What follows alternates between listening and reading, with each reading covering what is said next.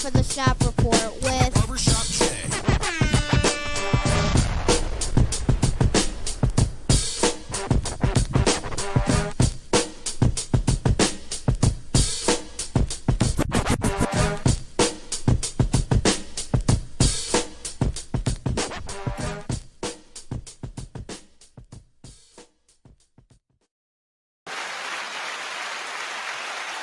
What up, sports fans? Welcome to the Shop Report.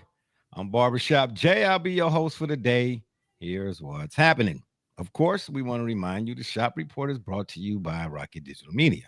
It's the one-stop shop for all your digital marketing needs. You can look them up on Facebook at RDM Detroit. That's 1D, 2 Detroit. Or you can slide on over to the website, rocketdigital.net. That's ROCKIT digital.net. Make sure when you're there, while you're there, you tell them the BSJ sent you. And for my folk out there in TV land, if you want to leave your questions or comments during today's program, by all means, please do so, and we will throw it up on the screen. And y'all know what's coming next. If you're one of them folks that wants to leave a question or comment that's indignant or ignorant in nature, won't be seen on this screen. Matter of fact, here's what you'll get. Ain't nobody got time for that. That being said, joining me on the program today is my cat from across the way, or should I say on the other side of the pond, excuse me, Joey James, a.k.a. Double J, telling people what you say. Hey, let's get this thing rolling. Oh, so you Fat Albert. All right, then. Hey. And last but not least, my man, the IT guy from the Columbus. I'm glad you could join us. D. Gully, what it do, baby? What's going on, fam? How we doing out there in the land of the shop? How we doing out there today? All right, save it for another day. Okay, then. Anywho, we got a great few items, should I say? We got a couple items on the menu for y'all today, or a great show for the menu items. I have no idea. So in other words, yeah, I have no idea what I just said. But anywho, we got two items rather on the menu for y'all today. That's right. We're gonna talk about the 2025 Hall of Fame, or NFL Hall of Fame, flamed out class. That's right. Shout out. And of course, the NBA trades. My gosh, did we ever see so much NBA player movement in our lifetimes? We'll get to that, all of that in a minute, or whatever the case may be. But up first, a little continuation, the Super Bowl 59. That's right, Super Bowl 99. I just got one question, because we already had a discussion about who we think will win, blah, blah, blah, yada, yada. Is it just me, or does the allure or the hype surrounding this year's Super Bowl, the energy seemed to not be what it once was? And what I mean by that, to add a little bit of context, once upon a time, my whole week, Super Bowl week, was already planned out. I'm talking, if the Super Bowl was on a Sunday, obviously, that Monday, oh man, I was making sure all the chores were done, all the bills were paid, all the kids had fresh diapers, you know what I'm saying? And a couple of dollars to go to the candy store. So come game time, I was set to be in front of the TV. This year, I'm like, ho hum, like, are they like, the Super Bowl is Sunday? I'm like, okay. For whatever reason, I don't seem to kind of like want to be in front of the TV 2 days before time. What's up with that? Take your pick, Gully. I think it's a variety of factors, to be honest with you. Okay. Well, yeah, there's in no order of importance. I just think it's a multitude of things. First of all, our political climate is as high as it's been. With that political climate being as high as it's been, now there are people choose sides, right?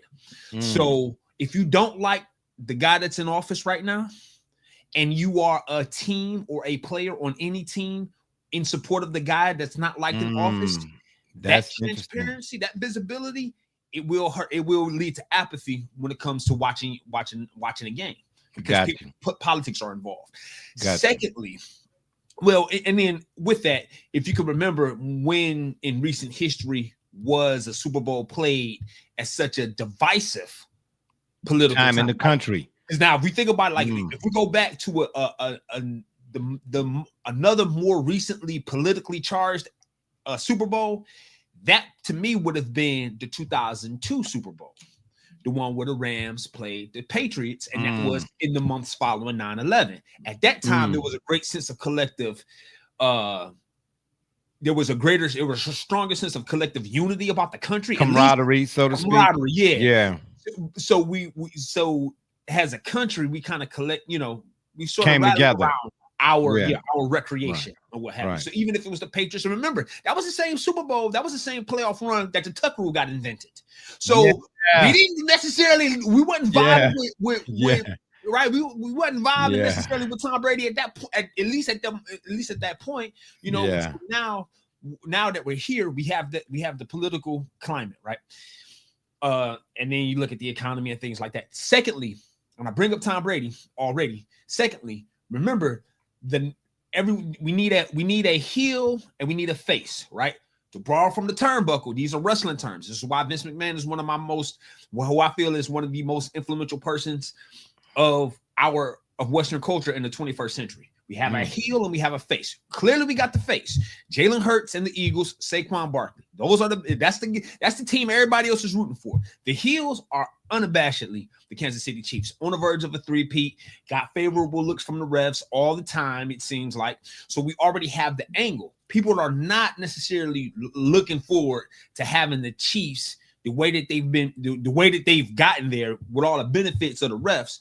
They're not looking forward to the Chiefs three-peating, right? I don't think it's a case of, they win too much. I think it's the idea of the narrative being about them cheating, not looking as great as they do, and often getting the benefit of late calls or what have you en route to their Super Bowl. I think that's the reason that you have the apathy. But the Patriots don't get when Tom Brady was on his runs.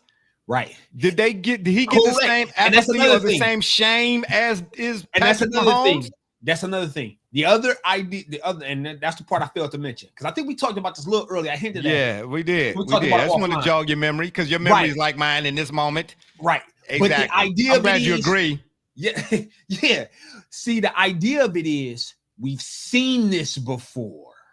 The familiarity with something that we don't like, with the idea of a narrative being pushed on us. But wait. But nobody really had a problem with the Patriots. No. We didn't have a problem with the Patriots, because it was kind of like the first time they kind of pushed it on us.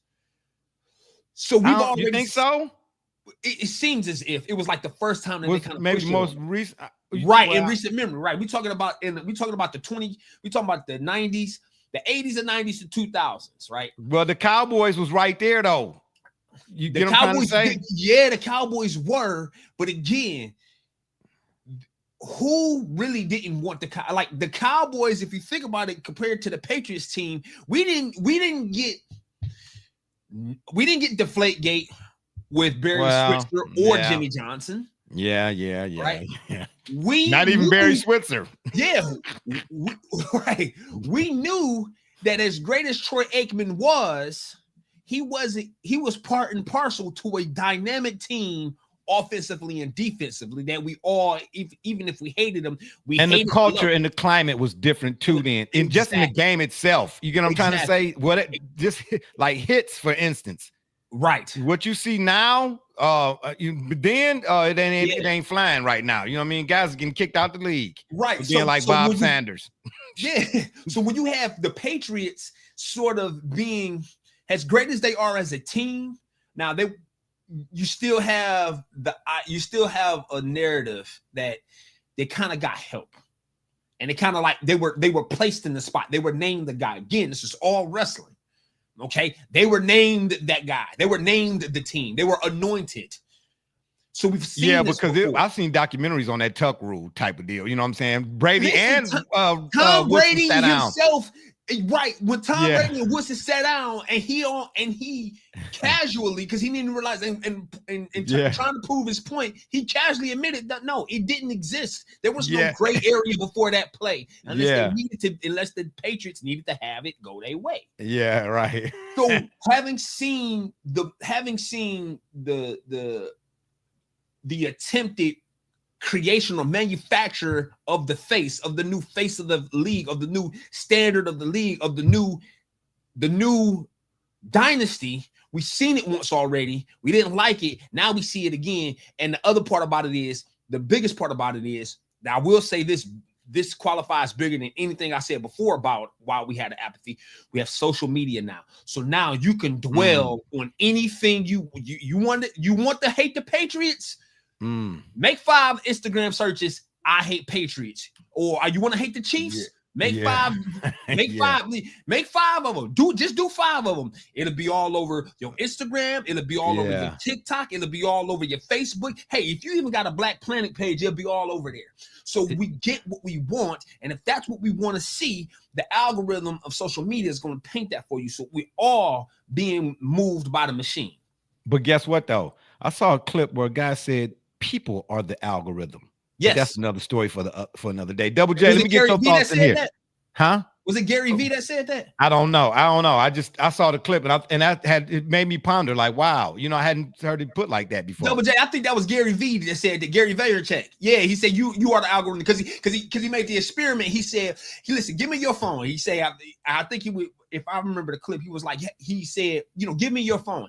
If you take somebody's phone and you make 5 searches on their phone and you hand it back to them, now the algorithm is going to show you everything related to them 5 searches, tailored to what it searched. You are the algorithm. So if you don't like what you're seeing on your algorithm, you can change it. That's exactly the point. People want to hate the Patriots, and they want to be amplified. If you want to be arbitrary, and to me, I told you. Well, arbitrary that's no longer in existence. The word is used. You get what I'm saying? But people, integrity and stuff. People are not arbitrary. I said I wouldn't mind the 3. I wouldn't mind being around so I could tell the teller. Yeah, I was around when the Chiefs became the first 3-peat in NFL history. Just like I was around when the Patriots were a David Tyree catch away from being undefeated in the regular season in my lifetime, right? Yeah. Ahead of Don Shula. Yeah. I was also around for the first gentleman sweep in MLB history. When the Red Sox were down 3 games to none in the ALCS. Yeah. Big Poppy. Yes, I was around for that. So I wouldn't mind it. But I would tell you what, it is very satisfying. Now I'll stop here.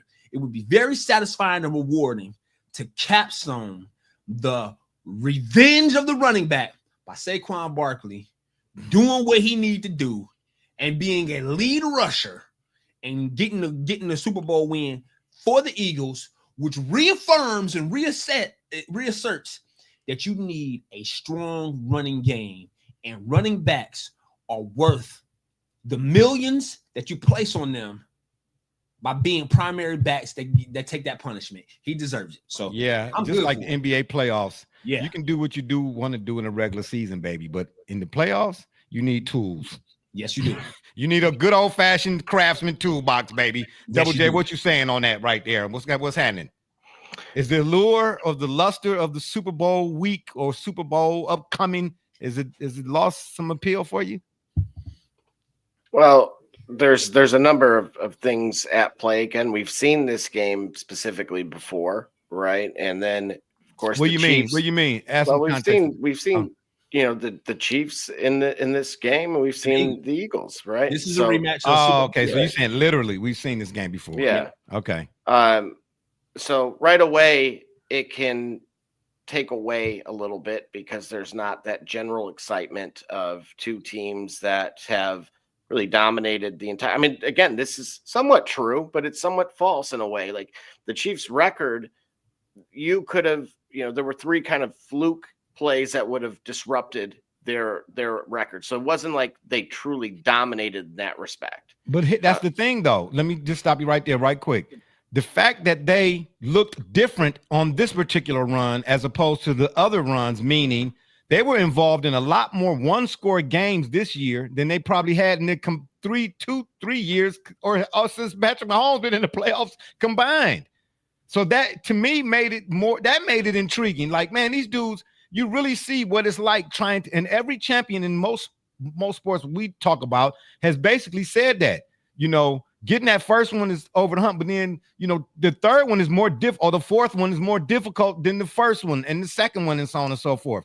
So that to me, you got to lend some credit to that or whatever the case may be. But do you think and I'll let you finish the thought. Do you think this hype or lack thereof, or this energy or lack thereof we're discussing, would have been totally the opposite had it been Buffalo and the Commanders? Well, sure. I mean, of course, you didn't have, again, the what if. Naturally, you would have had the league MVP at that point going against certainly the rookie of the year and, history, of course. So from a media vantage point, yeah, it's more of a story to write. Like an unknown, an unprecedented, like it's something new. To your point, we've seen the Eagles and the Chiefs before. So, like what can you really say about these two that you haven't already said? And even when the Eagles went to the Super Bowl against the Patriots, even, they kind of was still structured. There may have been different coaches or whatever, but the structure was still kind of in place. It's less than 10 years ago.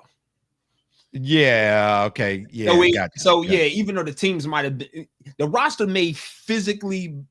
may be altogether different, but it's still the way it looks kind of still reminiscent of what it looks similar to. I got you.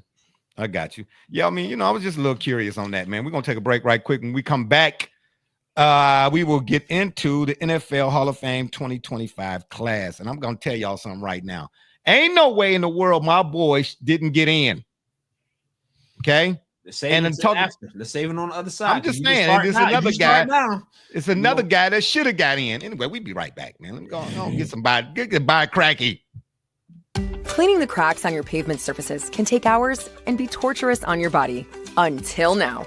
Buy Cracky Weed Removal Tool was designed specifically to clean pavement cracks in a fraction of the time, all while standing up. Buy Cracky's patented design incorporates a two-sided steel blade and is encased by a durable fiberglass shell. Simply use the large end to clean big gaps, then rotate and use the small tip for narrow gaps. Made in the USA, Buy Cracky eliminates weeds to the root and is environmentally friendly. Buy Cracky. Save your back while you clean your crack.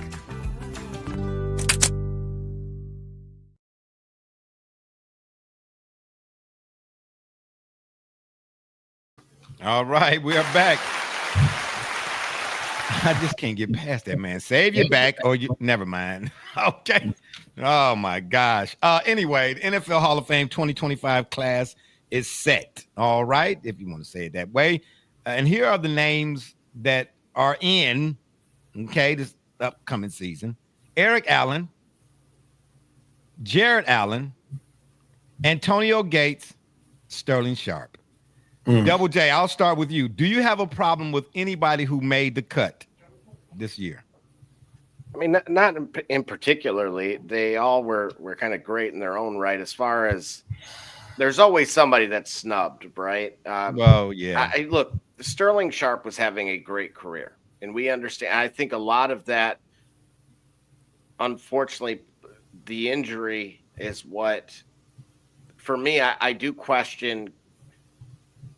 There is no question now because he actually was voted in, but how much of that is weighing on why he's getting in? What do you mean? Well, first off, let me shout out the NFL for once. I don't know whose idea it was, but whoever's idea it was to go the way they announced who's getting in, like Shannon, for instance, went and let Sterling know. I think that was pretty genius, pretty creative. You know what I mean? I don't know how they did it before. I can't even remember. That's just it. I don't even remember. But this is sort of like a memorable moment. You know what I mean? Not just for the players that's getting in, but for those who are witnessing or watching or whatever. I think it's a good deal. But go ahead. Well, okay. So in particular with Sterling Sharp, right? 65 touchdowns for the career and 595 catches. And I guess we would go yards. He had 8,000 yards. Okay, so you saying that to say, are you suggesting that he shouldn't have got in? Well, because I'm telling you right now, here's why. Run it back, Double J. Yep. Run it back. So I'm just going to give you a comparison here. No, so 65 hold on. Touchdowns. I'm going to give you another guy. Okay, right? Okay. Another guy that to my knowledge is not in. 153 touchdowns. Sterling Sharp has 65. Sterling Sharp has 8,000 career yards. This guy has 15,000. As far as Total receptions, Sterling Sharp had 595. This guy has 1,078. You got an echo in the background, but go ahead. I can hear you. So wait. See, now this is a case where those numbers, I'm not a big numbers guy all the time, but these numbers actually equate to production. This is football we're talking about here. You get what I'm trying to say? 85 catches is 85 catches. How many more catches does this other player have? Double. Wait. Whoa. This guy's, hold on. Reece Sterling Sharp's catches again? 595. Okay, I said, I'll say 85. I'm going to say 595 in 7 years. I was going there next. Like, how long did he play? If he got 595 catches and he played for 12 years, okay. My immediate challenge to you, Double J, is do you argue for or against Terrell Davis being in the Hall of Fame?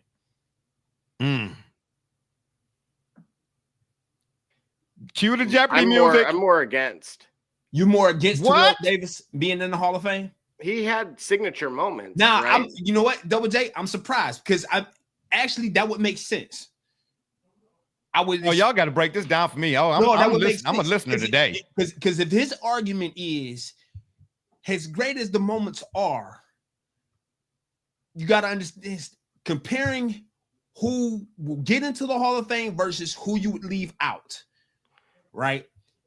Terrell Davis, or is it no? It's Terrell Owens. Terrell Davis and Sterling Sharp fit in the category of great players that probably are getting into the Hall of Fame at the expense of more productive players who really did the same thing. Okay, so Double J, again, I'm going to give an example for sure of somebody that's not in, and then I will reveal who they are. Okay? Yeah. Do that. Not in, at the same position, correct? All right, just so everybody's on the same page. Okay. 67 career touchdowns versus Sterling 65. Okay. Yards, of course, as a reminder, Sterling had 8,100. This guy had 11,000. In terms of receptions, 595 versus 766. So one is in, one is out. Now the difference in games is only 50. In 50 more games, that person did 2 more touchdowns? Correct. Well, that don't make your argument. Yes, that's what I was going to say. That the other person you had, but at the same time, he had 3,000 more yards. Yeah, he needed 50 okay, but more how do you games have? to do How so. do you see that? This is what I mean by numbers being universal and arbitrary. Because how do you have that many more yards but not that many more touchdowns? Depends who you're playing with, right? Okay, so then who was so the first example is, as I mentioned, is somebody that is in. That first example was Terrell Owens. That's in the Hall of Fame. Yeah, correct. Yeah. The second example is my guy Ocho Cinco, who's not in the Hall of Fame. This is why I have a little bit of an issue because they only no. If Ocho got 3,000 more yards, but only 2 more touchdowns, that ratio is that don't equate. Sterling averaged over a touchdown a season, like per game. Yep. In his final season. Sterling Sharp did. Yes. Averaged a touchdown a game. Actually, more. It was like 1.2. Right. So okay. But how long did Ocho play? But hold on, wait. Ocho only played for 10 years. Okay, so in other words, the guy who's done less and that last year has the same amount of production as the guy who's done more. I know we don't like to bring he had more, but they were the trajectory is not you're that. not going to do it. You're not going to do it. We don't need that. Not yet. We got a whole segment dedicated to that. Just not yet, please. No. What I'm saying is, I agree with. Please don't bring him up yet. Listen, please. No. Okay, when Charles Barkley said what he said about this guy done played that many more years, and he just now, you know what I'm trying to say? Oh my God. He couldn't resist. I'm just saying, bro. I'm just saying. No, bro. Listen. You have to. Okay. I guess it depends on which variables Man, you want both to use. had to take a drink, Double J. Yeah, okay. Well then, shoot. Let's, you know what I'm saying? Let's Hey hit man, the we're gonna be trifecta, some baby. hydrated individuals if we do one of those. Yeah. When everybody does Let's shoot. Yeah. Okay. Shoot. Let's all do. Let's hit the trifecta. I'm just saying, man. At the end of the day, are you saying Sterling? You saying Sterling shouldn't have got in?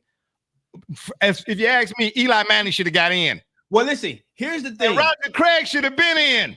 Here's the thing. I'm gonna tell you. I was waiting something. for that too. Yeah, exactly. I'm gonna tell you. I feel like this year isn't a year for us to talk about snubs.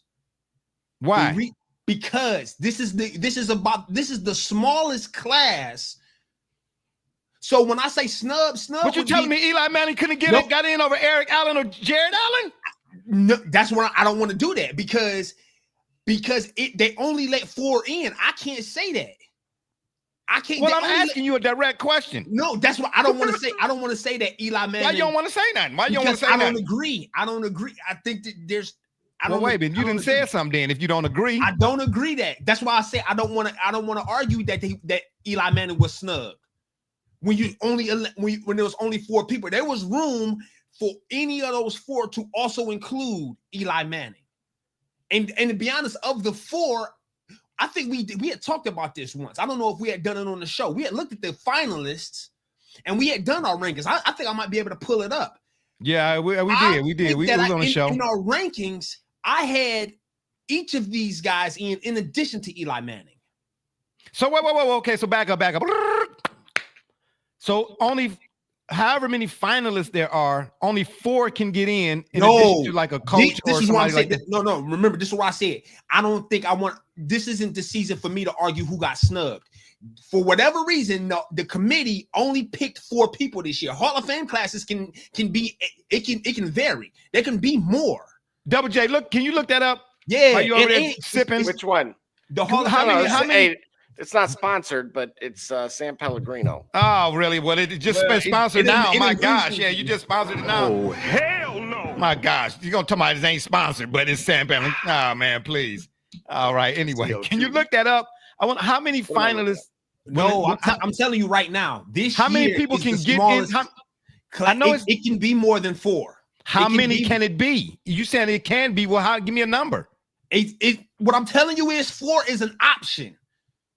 Well, how many? It can got to be a more limit. than 4. So okay, it can be more than 4, but how many more than 4 can it be? It doesn't matter because even if it's 5, Eli Manning should have been a 5th. But what I'm saying is, of these 4, that's not what I'm asking you. I'm asking you, does the NFL set a limit for how many players can actually get in? Up to 5 modern era players. Okay, 5 modern era players. But that means there are 2 other players that could have got in. So it could have been Eli Manning. Hold on. 5 modern. What's modern? How far back are they going? What's the starting point for modern up to now? Do we know that? I'm trying to find that now.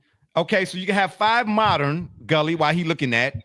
If you can have 5 modern, then there's one for what, old school or something like that. That's spot where for Shannon Sharp got in. Yeah, that's where Shannon Sharp got in. And then there's one for a coach or something like that, and a broadcaster or something like that, if I'm not mistaken, right? That's where Shannon Sharp got in. He got in he got in because of the committee's felt sorry for him. Well, no, it's because it was in the class of older players that they put let's say non-modern players and staff and so on in their own class and in the collective exactly class. Right. That's what I figured. So you can have if you're the NFL Hall of Fame committee or the NFL Hall of Fame, you can have 10 inductees in any given year or 30. So they will select a roster of up to 20 finalists as candidates. Okay. And then let's see, they have a blue ribbon committee. What's that for? Made up of 9 members. Most from the overall selection committee will have chosen up to 3 nominees who played no more recently than the 1999. So 25 years out. Whoa. So you have to be 25 years out or have been to be deemed not modern. Yeah, non-modern is more than 25 years. Wow. So that's what Shannon Sharp. That's what Sterling Sharp Fitz. Wow. And what's so really wait, great so about that, just as a whole, is it prevents people from completely like the recency bias. Got you. But wait a minute. So Eric Allen, and I mean, I've seen all these guys play now. Eric Allen, Jared Allen, Antonio Gates. Dick Geron just passed away. Okay, like I watched him coach. So yeah, that it starts hitting us a little bit different from the Bears in 01. Yeah. Oh, Geron, yeah. Dang. Man, my thoughts and prayers. I hate to hear that. Oh man. So, but all of these guys that got in, they're all 25 years out? No. To be the main core, modern player, modern era got to be they have to be retired less than 25 seasons. Less than 25 seasons. Yeah, so that's where everyone decides to challenge Sharp. Okay, got you. Well, I don't have no problem with Gates. I mean, Gates, that's Gates. You know what I'm trying to say? That's what I'm saying. It's only there were only 3. Well, give me I know you're not in the committee's mind or whatever it is, but humor me. If there can be more than 4 inductees in any given year, why do you think that they didn't select Eli right now? Because of recency bias? No, I think they look at Eli Manning being a benefactor of the defensive teams around him, and the fact that outside of the 2 Super Bowl seasons, he did not win a playoff game. And okay, but wait. No, let me finish. Okay, yeah. I feel like that's doing a disservice, because in both of those seasons, they had to win as a wild card. So he's got a wild card, divisional, conference championship, and Super Bowl. So he has 8 playoff wins. So hold on, stop over there. Okay. So let me ask you this question just right quick, because I'm not sure. Is Kurt Warner in the Hall of Fame? I don't know. Double J, is Kurt Warner in the Hall of Fame? I'm about to find out. I'm glad that you said that, because we were on the topic of Eli Manning, and specifically next year's class includes some serious competition. The nominees or front runners are Drew Brees, Larry Fitzgerald, Jason Witten, Frank Gore, and Phillip Rivers. Yeah. Is Kurt Warner in the Hall of Fame, or is he somewhere close? Well, I thought he got in a few years ago. Because here's what I'm saying to you. If Kurt Warner is in the Hall of Fame, he's in the Hall of Fame. Why? Primarily because he beat Tom Brady. Right? Class of 2017, Kurt Warner. Okay. So here's what I'm saying. Here's what I'm saying. His stats were crazy. Okay, I'm not saying the stats weren't crazy. Maybe they were. But let's be real now. They lose that Super Bowl, bro. His stats are his stats, but he fall into that Vini Testaverde category. No offense, Vince. You stunk up the joint in Miami. But anywho, I digressionize. I'm saying making the case for Eli Manning. Because saying he's a benefactor is a nice way, a politically correct way, in my opinion, of saying he was a game manager. But if you and them Giants defenses, because he was more than that. Oh, you're talking about Eli. I thought you were saying Kurt Warner. No, Eli. Well, Kurt Warner was more. Kurt Warner had a better. Isaac Bruce, Torrey Holt, and Marshall Faulk. So I actually Kurt Warner a podcast with Torrey Holt, who said Trent Green was going to light it up that season. Yeah, well, Trent Green ran his neck into the right, which is why Kurt Warner got to start right. And dummy. But it's interesting because, of course, Trent Green took that Kansas City team with Larry Johnson and Dante Hall. Yeah. So yeah. But the human joystick. But anyway, why you laughing join that hang why you laughing like with Dante Hall? Weren't you on that one? I could have swore I saw you had signed. Remember, this was like a year or so. I know your mind, but we were on a call, like on a live stream with Dante Hall a few years ago, or a year or so. I might have been. He don't remember, bro. He don't know me. I get him in the room with all the people, and he just snacks. I guess your next question is like, where are your car keys at? Yeah, good luck with that. What the name of this show is? I have no idea. Really? Oh, hell no. Anywho. All I'm saying about Eli, to say he's a benefactor, I don't like that. I don't like that. I'm telling you, third party. That's what I think the opinion is. Okay, okay, that's fine. If that's what that's not. They wrong for that. Like he's a Hall of Famer is because of those 2 Super Bowl runs. Because what's missing about those 2 Super Bowl runs are, bro, he beat Brett Favre and Aaron Rodgers and Tom Brady. Right, listen, he beat Tom Brady when Tom Brady had Randy Moss, and they was on the verge of being the second undefeated team in the history of the NFL. What I'm saying is, bro, that's more than a benefactor. When you look at the numbers or what have you, if you look at those playoff runs, you brought up the quarterbacks he faced. Miss Alba weighing in. Right. You brought up the quarterbacks I'm with you, Miss A. This is ridiculous right now. Yeah. So remember, quarterbacks, when they compare how they perform, they look at their QBR or whatever. It's like Eli Manning ain't on the field the same time Tom Brady was. Okay, so then Trent Dilfer, he up next. Then he going in the Hall of Fame. No, listen, I'm not arguing your point. I'm not disagreeing with your point. What I'm saying is, I'm saying a compliment to your point. When you look at Eli Manning's performance, the quarterback matchup was already on the side of whomever opposition he faced. So when they met the Packers, Aaron Rodgers got it. When they met the 49ers. Colin Kaepernick was still hot. Colin Kaepernick won the QB, when you do the matchup things, you know what I mean? Yeah. And each and every time, Eli Manning, for that game, he faced tough defenses and he outperformed the quarterback on the other side of the ball. He outperformed the quarterback of his opposition. He outperformed, when you look at his QBR, he outperformed Tom Brady in the Super Bowl twice. Game managers... twice. Yeah, game managers and listen, game managers don't do that. As great as that defense was, bro, that throw to Manningham, the Tyree thing. Well, for him to get out of that sack, that's incredible in and of itself. The Tyree thing, you could argue that's sometimes that's where the cookie crumbled or the ball. That's where the ball bounced. That's the way the ball bounced. You go, all right, okay, but that throw to Manningham and that other one, man, and some of the other stuff he was doing, bro. The man took a beating. Every time he got up from off the turf, bro, his face mask was turned around backwards. I'm just saying they probably ain't factoring that, but I am. Man, ain't no way in the world, bro. Ain't no way in the world. Ain't no way in the world, bro. I'm just saying. Yeah, absolutely. I don't disagree. Now, here's the problem. Now, what you do have is next year, you do have other stellar quarterbacks.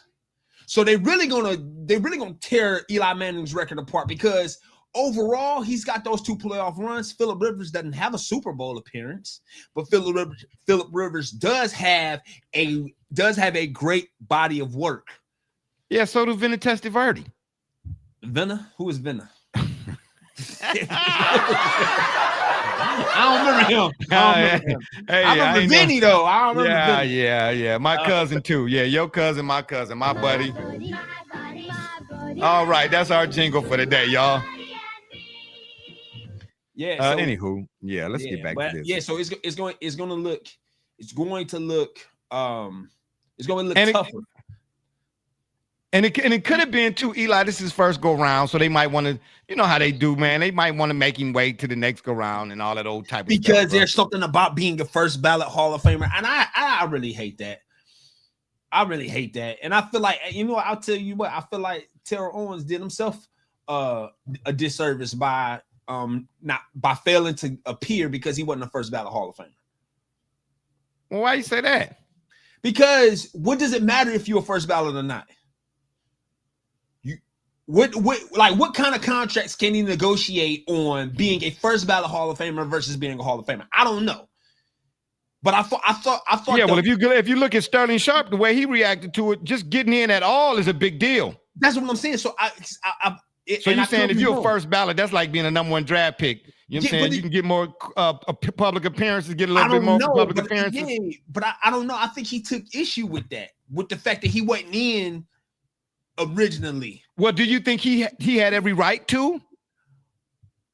I don't see. Double J just gave us the numbers. But what I'm saying is I'm not sure because I don't know if it matters. It don't matter to me if I'm a first ballot Hall of Famer or not. I said that to somebody at work one time. But I believe that was Terrell Owens' position. That was his gripe. And so because of that, he like, oh no, he felt like them putting them in at the time that they did was perhaps maybe a way of punishing him, shunning him. So what he did perhaps was even more embarrassing to the Hall of Fame is, here it is, you gave me a gold jacket, but you go ahead and put it on somebody else.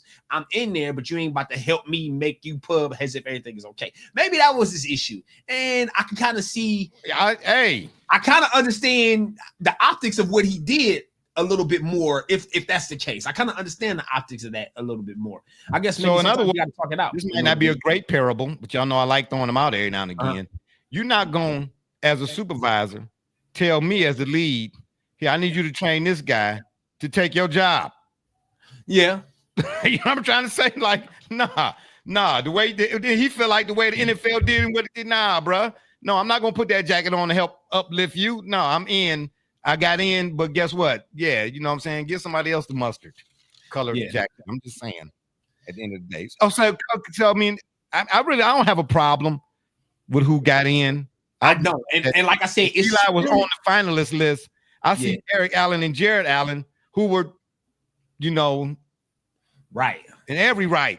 But my goodness, I'm trying to figure out what did they do that outweighed what we lie. That's what I mean. Like, I don't understand what Eli did. That's the Super Bowl game. Or is the game where moments are made. These are the memories that we celebrate and we cherish for the rest of our lives. Does that go into play though? And that's what I'm saying. That's why I don't understand, because in those playoff runs, when you talk about grit, determination, when you talk about, how about this? He was too average to have great moments like that. Who, Eli? He was too average. I like how you said that, though. I got to dissect it. Wait a minute. Okay. He was supposed to crumble under those, right? Yeah, he wasn't supposed to be Brett Favre or Aaron Rodgers to be Brett Favre or Tom Brady two times. Exactly. He was supposed to, those moments, before his pedestrian as he was as a quarterback, they say, when it got to crunch time, based off of what you feel like he the type of quarterback you felt he was, he should have folded under those moments, but he didn't. But yet and still he flourished. Yes, not only did he not fold, he didn't just survive the moment, he flourished. Listen, everything about that David Tyree catch, I'm not even tripping about the catch.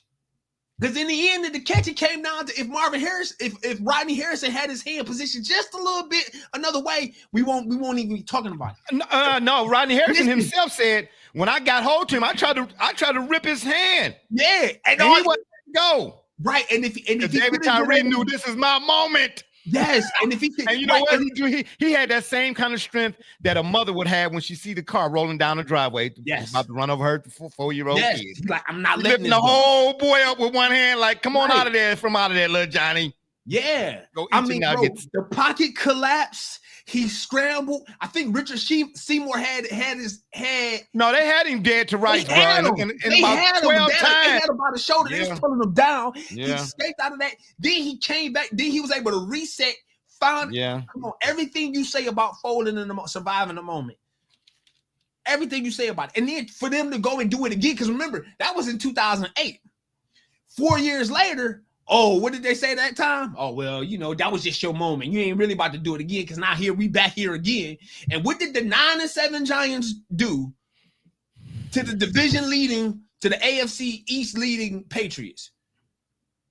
And I think it was the second one where Moss wasn't there in the second one. The second one? No, the first one? Moss was there in the first one. Yes. Okay, so that's right. The Patriots was undefeated. They were undefeated. So that means being undefeated, being an offensive juggernaut, they still defensively were more than adept. They were proud. They were darn near elite defensively. I just named, was it Will Fork was in? Will Fork was at the mid, and you had Richard Seymour. I forgot what the linebackers was. Teddy Bruschi was there. Bruschi and them, Was they out there yet? Maybe. You had them in the. Why do I want to say McGinnis? Willie McGinnis, yes. Was he still there? Yes. Ty Law? Yeah, Tyler from the law yeah. offices. Yes. and these guys weren't just names who had faded. You know, they weren't just names hanging on to the names. No, they were still very much productive. Yeah, well, I tell you, Eli Manning went in there, outperformed that team, and he played against that tough defense, and he did it again 4 years later. Yeah, well, guess what? I know however many years later, Eli better be in. We're going to take another break. When we come back, we'll finish up our Hall of Fame talk, so to speak. We're going to get into some of these NBA trades because, boy, did it go down. And I'm telling y'all.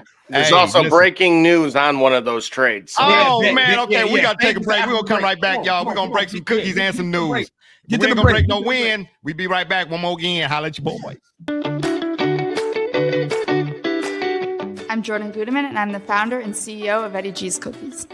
I was first diagnosed with a nut allergy when I was young. At the time, there weren't a lot of labeled items that said if there may contain nuts or there are nuts in the food, so my brother and sister and I baked a lot at home, and we enjoyed treats from mixes and things like that, but I noticed that it was not the same as what my friends were enjoying, and I started making my own recipes.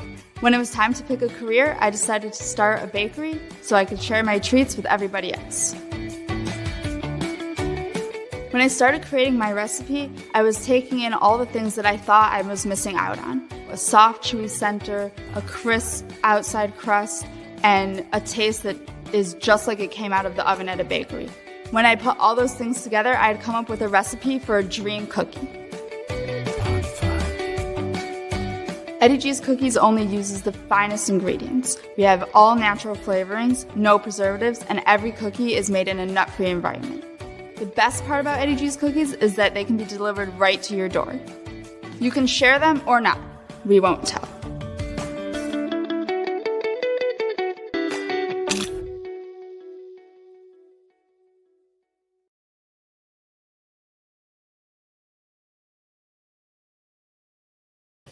That's right.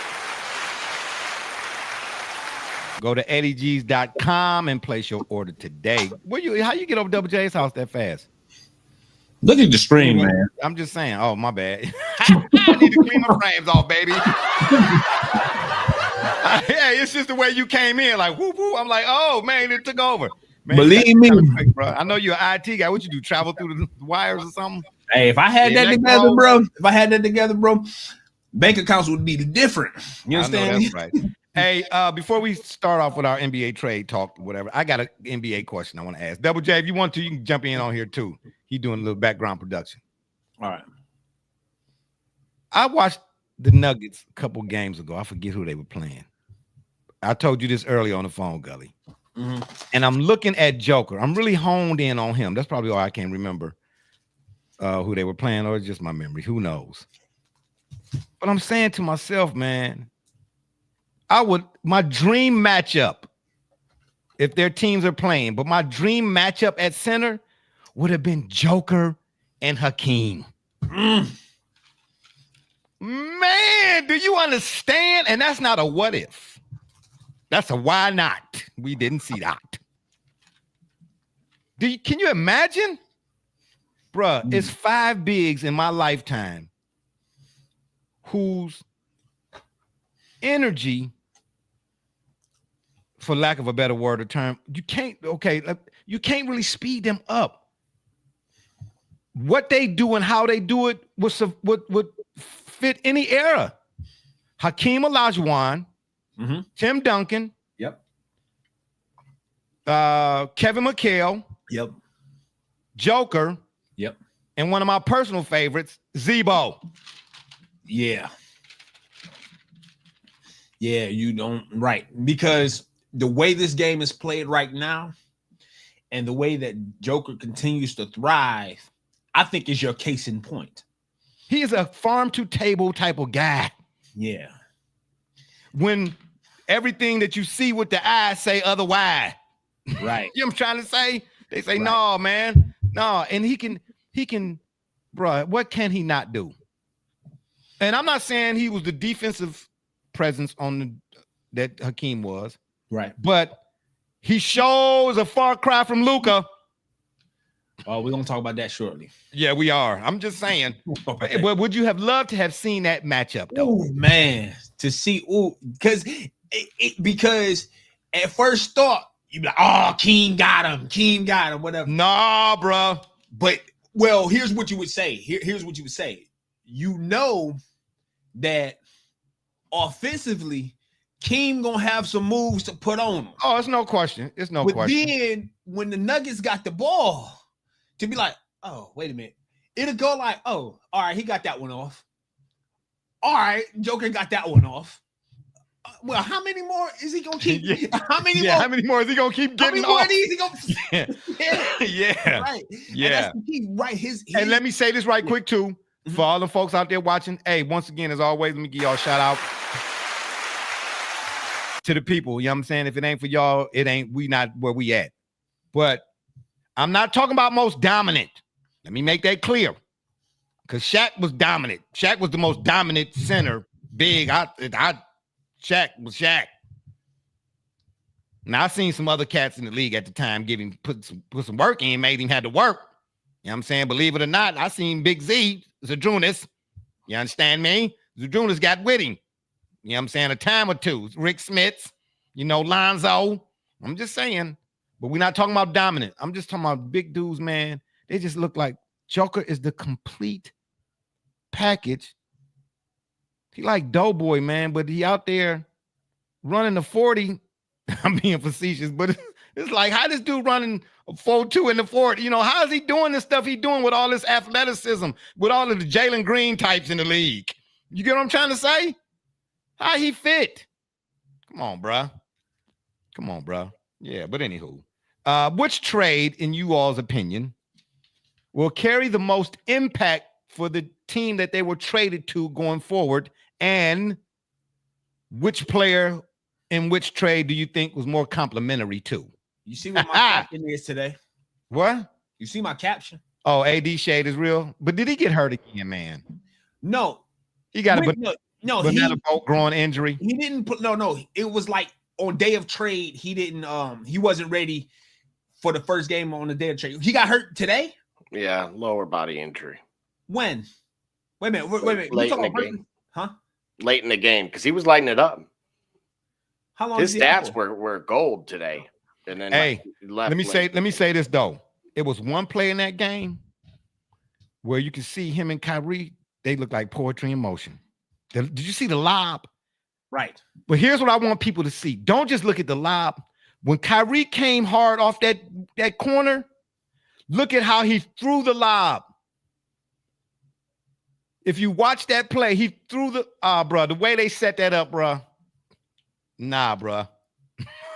Oh, man, nah. All right, but go ahead. I'm just saying, excuse me. Woo. Yeah, I feel like that trade, there were other ones that are on the level, but I feel like. Well, let me go through them right quick. Obviously, Luka went to the Lakers. We're going to definitely talk about that. Okay. Jimmy Butler to the Warriors. Yeah. So in other words, it's not even player empowerment anymore that wins. It's player empowerment. Mm-hmm. I'm just saying. De'Aaron Fox to the Spurs. Man, I think that was a good move too. Yeah. To the Spurs. Him and Wemby. Man, did you see the block Wemby had, man? He didn't even leave his feet, bro. They need to raise the rims to 12 feet, bro. Come on, man. 10 feet is a ridiculous. Come on, bro. Everything about the game, and this is what I be saying. People say the game has evolved and all of that, and you know what I'm saying? The players are so much better, but the dimensions of the court is still the same. Man, come on, bro.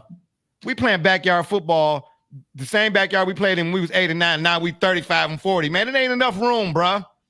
Come on, man. You know what I'm saying? Shoe sizes then went from regular 10s to now 29s. I'm just saying. You know what I'm saying? Yeah, hey, by the way, them shoes that Shaq got out that's at Kohl's right now, oh, your boy Jay gonna have a pair, baby. You know what I'm saying? Depends and Shaq's. That's what I'm gonna be rocking now. You know what I'm saying? All right, hey, those are our first two sponsors. We need to make it happen. Really? Don't do that. Anywho, but I think Fox and Wemby they're gonna grow up well together. Brandon Ingram to the Raptors. Ooh, yeah. When I heard that, man, I thought I ain't put no deodorant on or something. You know what I'm saying? Like, ooh, that was kind of smelly right there.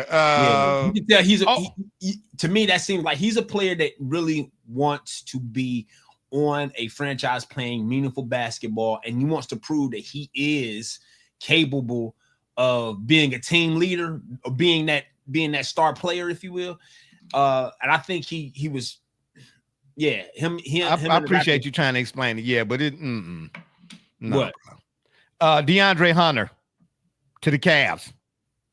Yeah. All I know is that's gonna free Spider up, right? Because remember now, last year against the Celtics, the Celtics kind of was rolling their coverage to him. Yeah, you know what I mean, sort of. And I'm not saying he's to the same level. I'm just using football. Like the coverages roll Randy Moss, roll to Randy Moss or roll. I'm trying to hold a. They was with Hunter, right? And I get the sentiment with LeVert and Kenny Atkinson. I appreciate all of that, bro. I just want organizations, if they know they got to let a guy go, because it is business at the end of the day, but you have some decorum. Most companies, in layman's terms, if you was good about the whole thing, you got carried yourself, so they're gonna let you. They give you a severance package when you leave. You get what I'm trying to tell you? Right. They don't get the the police to walk you out. That's what I'm. You know what I mean? But just have some decorum as an organization. If you gotta let a guy go, type of deal. So I mean, we appreciate all your services, carrots, whatever, however you want to pronounce that. No offense, but DeAndre Hunter, that was no offense. I don't know how to say your name. However you say it, no offense. that was a big move, man. Kyle Kuzma to the Bucks. Who? Yeah, exactly. Who? What? Nothing. Who? Helen. Who? Kyle Kuzma to the Bucks. Well, and Bogdan got offense down Donovich. Yeah. And Ben Simmons went to the Clippers. That's some Laker moves right there. I'm just saying. I don't know what. Yes, you do, because when Bogdan ain't hitting the three, that's Double J's boy. Yeah. Yeah. When Bogdan ain't hitting the three, what else is he giving you? Right. Huh? That's what I thought. It's ridiculous. Bogging down an offense, Vanovich. Say it that way. But anywho, Luka to the Lakers, how's that fit? Because he's ball dominant, and your boy Hollywood is ball dominant. So they'll figure that out. How, bruh? They'll figure that out. Man, Luka is the future. But he better start playing some defense or giving a better effort. Or giving, because he'll do the same thing in that unit. I think you said it right. Yeah. You know what I mean, don't get it twisted. I know he was. They say he led the Mavericks to the finals. Okay, that's fine. Kyrie had a lot to do with that too, as usual. Right. You know what I'm saying? But but all of the all the spotlights is on Luka. Okay, Luka was so bad defensively. I get it. Defense wins championships. That's offense sells tickets, but defense wins championships. You cannot be. I don't care how great your offense is. You cannot be a liability on D. Not in a 7-game series. Hey, and to be honest with you, man, for what it's worth now, because we're talking about it, for what it's worth, even LeBron James in his championship runs, if we think about the championship runs, there are more than a few spot plays where he played above average defense. Oh, okay. All right, that's fair. There are more than a few. So a commitment to defense, even if we want to talk about who he is or how great or not he is. That's fair. I could trust. There are some situations where I could trust him being on the floor to get a defensive stop. That's fair. I'll give you a prime case in point. Game 6, 2013 finals. The last possession came down to Tony Parker driving the ball. They put the ball in Tony's hands. The last possession in regulation. And who picked up his assignment? LeBron James ran with him from end to end and forced Tony Parker into a bad shot that forced overtime. Yeah. Surprised me. I thought that would have been D Wade. Yeah. Or it could have been Wade, or it could have been House, it could have been Chalmers. No, it was LeBron. Yeah, and again, in this day and age where averages and stats are in the end all be all, I tell you one thing, you need defense in order to win a championship. You need defense in order to get out the first round of the round robin. And tell me something else. You go back and look at them plays that Luka had on defense. You cannot be, I don't care how great, I'm going to say it again, okay, how great your offense is. You cannot be the player to take the shot and miss and then be the last one down the floor to play defense. Can't do it. You cannot do it. Can't do it. And another thing, I know that people say, I think maybe you've said it before. And I don't really. Hold on. Don't give me giving me no credit. About Kyrie being a sieve on defense. Oh, absolutely. I don't think so. What, bro? Don't make me pull up. See, we can't play the video. No, you got to show me where. All right, listen. He's a smaller guard, so there's going to Kyrie. So he's Kyrie playing defense. Huh? You talking about Kyrie playing defense? Yeah, so he's going to get beat. There's going to be times when he's going to get beat, or he's going to get beat even by let's say by players that aren't like Brunson's probably going to be able to cross Kyrie. Okay, on a play or two or maybe three. Yeah, but do you see effort from Kyrie? That's what you might not have the ability, right, but I see effort from he. Because with effort, it's all a matter of defensive scheme philosophy. Hey, listen, when this guy's committed to here, I need making sure that the other players on the team know how to be able to provide help, right? Tony Parker wasn't the greatest defender. He wasn't the greatest defender by all, but you know what? The defensive he knew how to get a player, in my opinion, he knew how to get a player over to his help. Yeah. And if you can lead, and if it's a team game, it's a 5-on-5 game. Now, I never pick you on a 1-on-1. I'll never pick you in what's it called, King of the Mountain or King, whatever. I'm gonna do that. But I'm gonna tell you what, Tony Parker can get you in a situation. He ain't gotta go for the steal. He can keep you in front of him enough to bring you to the help. And if he can bring you to the help, then what does it mean to be an all-world defender if I know how to bring you the help side defense? And then we can together collapse on you. Double J, what you say? We got to get you in on here. You know what I'm saying? It's been tag team WWE. Well, right away, what I want to address is actually what would have been my complimentary pick, which was Mark Williams going to the Lakers. Obviously, injury riddled kind of throughout his career with Duke product. But what a lot of people would have forgotten is I would have actually suggested the Lakers could have actually contended with that off that move specifically because of his wingspan is actually what many don't realize or may have forgotten is that it's actually larger than Wemby's. And yeah, right. Almost unheard of. And so just that combination would have actually worked out really well. But the trade that fell through was Charlotte and the Lakers. Charlotte was unwilling to, I guess, follow through with some of the pieces that they were supposed to give up. So he didn't go there? Yeah, so Dalton and Cam Reddish are on their way back to LA. But that's another thing. Yeah, bro. yeah. What was the trade? Double J? Hold on, Gully. Let me get this out because my memory is terrible. I just do not understand, bro. When you have a guy of bronze stature, why you got to get rid of people? Why? At what point can you gonna work with what's in the cupboard? Dalton Neck, man. How many? Dalton Neck is he can get down, bro. Dalton Neck, when you saw right out the gate with them, he needed a little bit of time, not much, but yeah, that's what I'm trying to say. Time than what was being given. You saw it didn't take long to see that. Ooh, I see what I saw from Tennessee, and you gonna get rid of him, bruh? Is it an LA thing? Because I'm going back and forth with a guy on social media about Kawhi and Paul George and letting Shaq go. Man, didn't nobody know Shaq was going to be what Shaq was going to be? Okay, that's fine. But we already knew before LA clipping what playoff Paul was not. You understand what I'm saying? Right. How often does a team not keep a young player? And then you saw enough you might not have knew what Shaq was going to be what he is now, but you saw enough of him at Kentucky and Cal Poly to know that you don't get rid of him. I don't care. Listen, Paul Veteran is a George leadership. Say that fast 2 times. Yeah, yeah, exactly. Paul George is a veteran. I get all of that, man. But Paul George hadn't been. They wasn't calling him playoff Paul because he was, he brought back shades of Tom Brady. Okay, you know what I'm saying? Right. Yeah, playoff pitfall is what they should have been called. Say, man, come on, bro.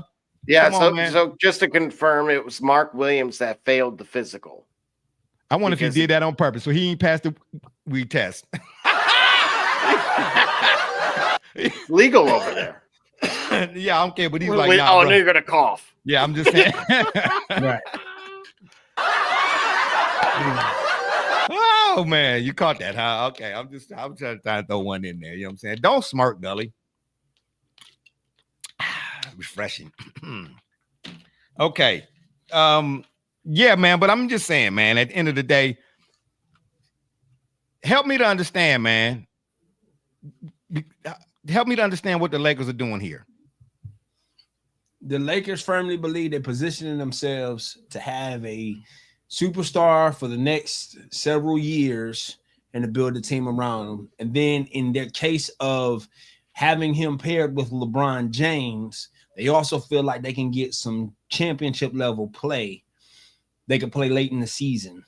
But I'm asking you, I'm just saying from a basketball, from a X's and O's and a concept, like how does that work?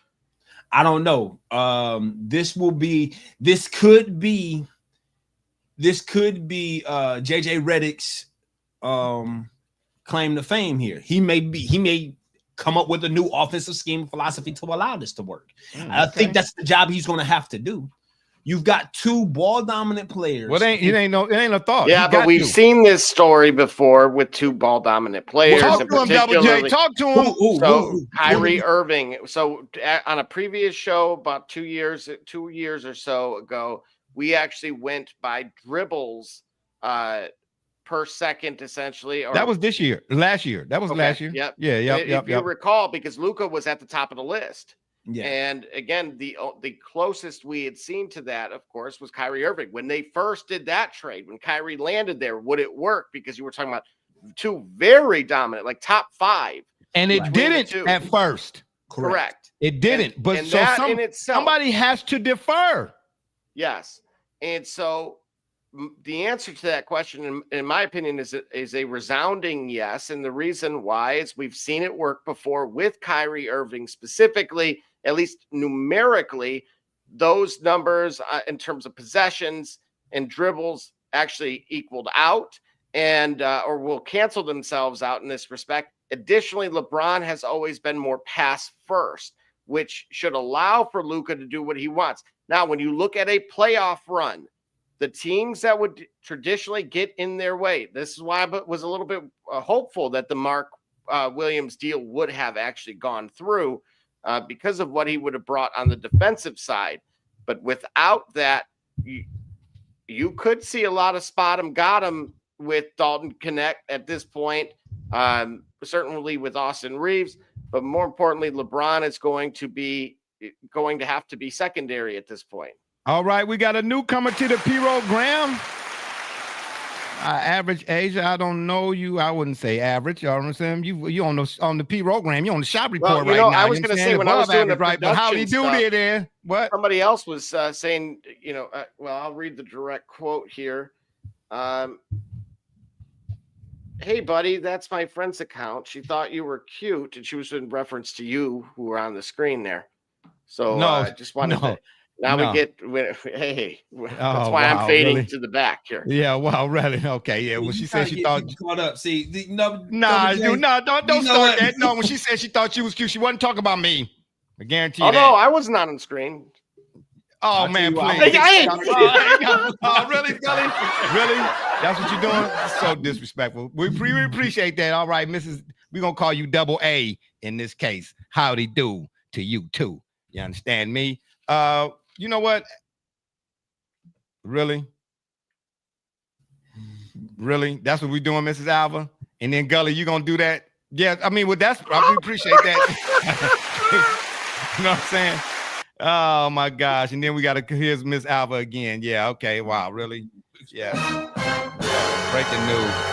That's what we got here now. We got breaking news and breaking wind. Anyway, I ain't trying to be your friend. Yeah, man, I'm just saying, man, they both ball dominant. Right. Okay. And that's something that they both understand about it. They're excited to play together.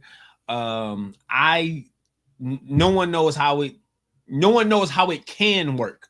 We all have a theory of why it wouldn't work. We don't know how it can. I'm saying, if you're doing that, are they going back and forth, pass and screen you to death, and then they figure they shot out? I don't know. Hey, let me ask this question too, right quick. If you're Dalton Knecht, where was he picked at in the draft? Where was he selected? I don't know. Double J, you happen to know? Double J, you know where Knecht was selected at? Nah, he's doing some production work in behind the scenes, y'all.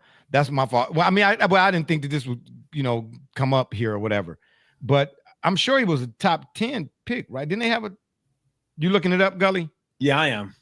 Okay. It don't matter. I think he was 17th. Okay, 17th. 17th though. Well, still first round. I don't know. What are you thinking? Y'all tried to get rid of me because listen, the Lakers we'll get to your comment here in a second. The Lakers keep doing this, man. They went and got Westbrook when they shouldn't have. But you knew the bridge was out. Do you understand what I'm trying to tell you? I just came from that direction, and I'm telling you, going in that direction, the bridge is out, and you still keep going. Why did you go get Westbrook? You knew beforehand he was not complimentary with what you do. Then you get rid of D'Lo to bring him back, to get rid of him again.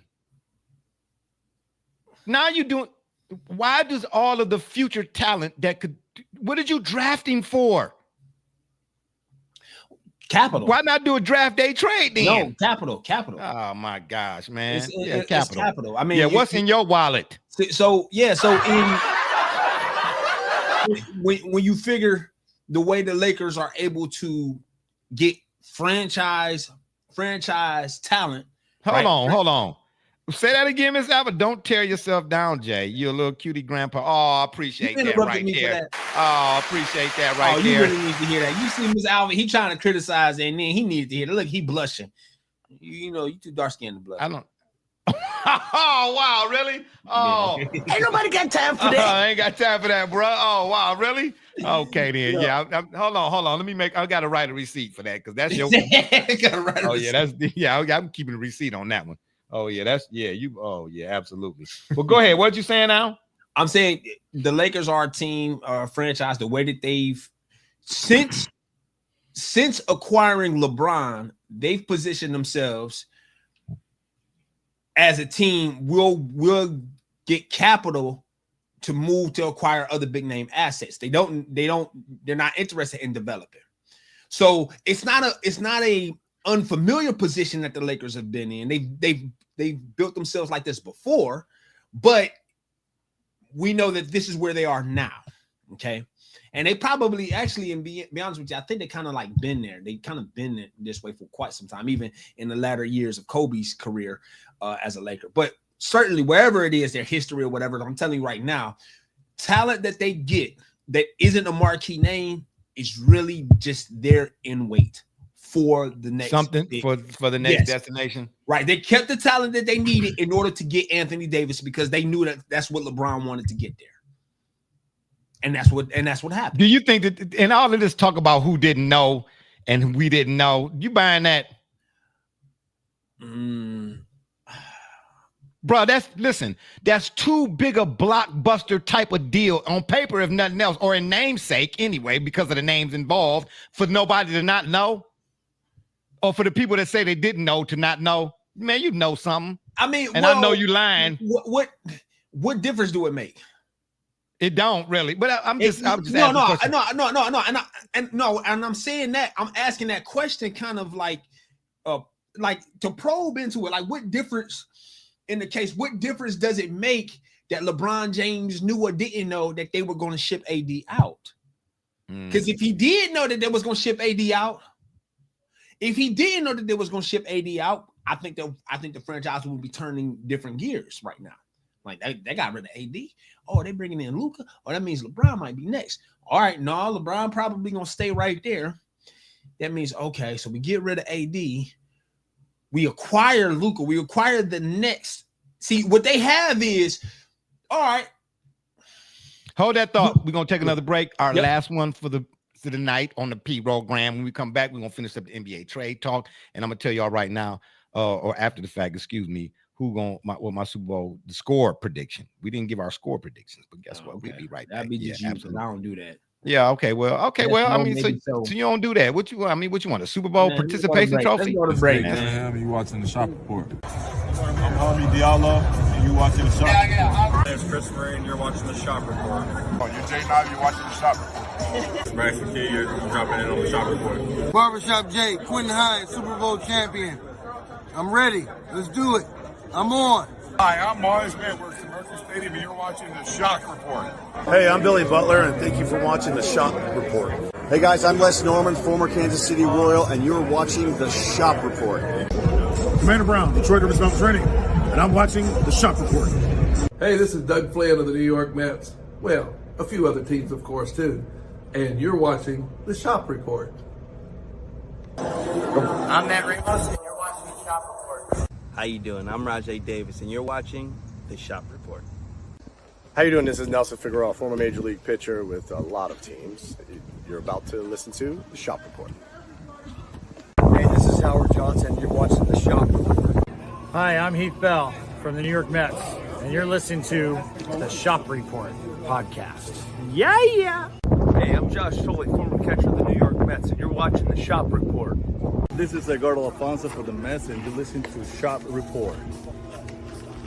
Hey, this is Doc Gooden, and you're watching the Shop Report. Hello, this is Mike Hampton, and you're watching Shop Report.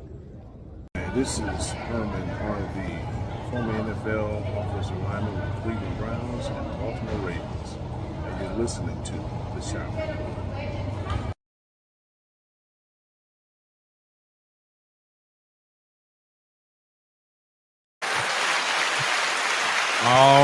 All righty, we are back. We're gonna finish up some of this doggone NBA trade talk. You understand me? And then we're gonna get on out of here because I got to, it's getting close to my Metamucil time. So I can't miss that. It's like clockwork, baby. All right, I'm just saying, Gully, don't make that face. Don't make that face. It's real disrespectful. Jimmy Butler. Okay. Yeah. What else am I supposed to say? Yeah, go ahead, Double J. Go ahead. Sing into the mic. Go ahead. You look like Luciano Pavarotti right quick. Well, he's got I almost took him for 30 today, but he's at 22 thus far. So fitting right in against the lowly Bulls. Figured he'd have some motivation going back to Chicago also.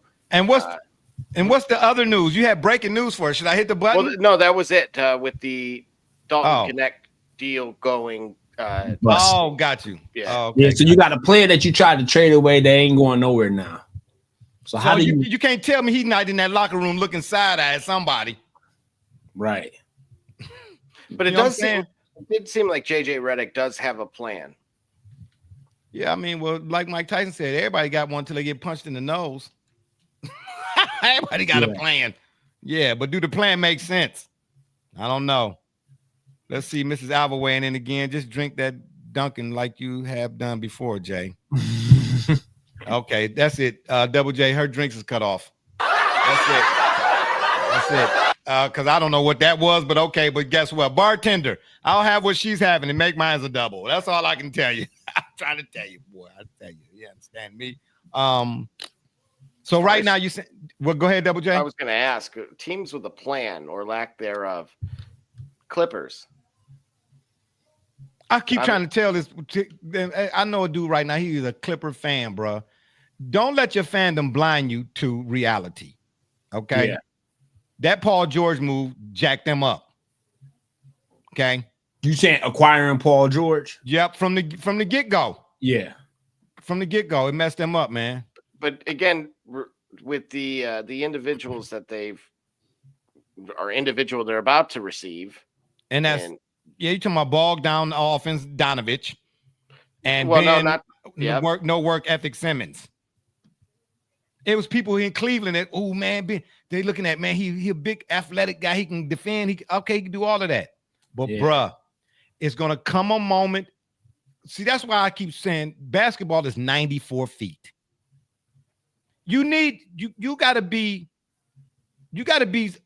somebody on both ends that the other team say, hey man, you can fall asleep on me if you want to. Gully. Yeah, well, I mean, Gully, he's not drinking. He's not drinking what we drinking. You know what I'm trying to say? Okay, I got you. He over there drinking sleepy time tea, okay, with the little honey bear on the front. I'm just saying. That's not my receipt, though. I'm still keeping my one receipt. You can bet believe that. You know what I'm saying? That was just a little, that was a filler. I was throwing that out there right quick. Yeah, but I mean, come on, man. The Luka thing, I got to see. The Jimmy Butler thing, Double J say is working right now. De'Aaron Fox, that's one that's a thumbs up to look out for. Yeah, that's a thumbs up for me. The Hunter to the Cavs, that's a thumbs up. Yeah. Kuzma to the Bucks, though. Man. He can't defend. I mean, he can defend, but not anything close to Chris Middleton in that respect. But was Chris Middleton well past his prime? Yes, it became. The injuries do, they do take their toll. Especially when you do complimentary piece. However, is Dennis Schroeder to the Pistons. I actually think that will help alleviate Dennis Schroeder, pressure. World champion Dennis Schroeder. That's right. That is right. Team Germany. Hey, I'm not touching that. I'm not touching that right now. Wait. Hey, nothing. That's the first letter in the alphabet. Hey. Oh, AAA. What you need? Roadside assistance? Is that what you need? Is world champion Dennis Schroeder going to be starting with the Pistons, or is he going to be coming off the bench? Well, was he with the Pistons when he was a world champion? Double J, is he going to be starting? Put that in your Emeritus cup. Double J, is Dennis Schroeder, world champion Dennis Schroeder, going to be starting? I don't believe so. Absolutely not. Was he starting? Was world champion Dennis Schroeder starting when before he got traded? Was he starting in the team that they traded him? Well, who couldn't start for the Washington? I don't know who they is. General Wizards. He wasn't starting, right? He wasn't starting for the Jazz. I don't believe so. I don't think he was starting. Nope, he wasn't starting. He was a world champ, though, but he wasn't starting. But was he an NBA world champ? Is he an NBA world champ? I'm just saying, because ain't no such thing as an NBA world champion. But he's a world champion. He's a world champion. He's not a starter on the NBA. So when should a world champion, the quote unquote world champion, be the world champion? Say again, Double J. Right? Shouldn't the home of said world champion, where this game takes place, shouldn't that by default be the world champion if they're going to make such a claim? Like I said before, but you keep bringing him up as a world champion. But who did he win a world championship with? Hey, Franz Wagner's been looking good too. Who did he win a world championship with? Championship with Germany. Who? Okay, but he didn't win. So if he's a world champion, he's a world champion because he was with Germany, not because he was with the Lakers. Hey, Double J. And you know what? You need to do the same thing he need to do. Put on a reversible jersey. Yeah, okay. That's what you need to do. Put a reversible jersey on. The black and the yellow, right? Ain't that right? Ain't the red, black, and yellow? Yeah, you getting traded to the Milwaukee Buckwheats. That's what you're getting ready to get traded to. Absolutely. You know what I'm saying? Champion. Or the John Farinas. Or the Cream of Weeders. Oh, man, please. Oh, man, please. I ain't about to try to hear that. I'm going to eat this cookie from Germany.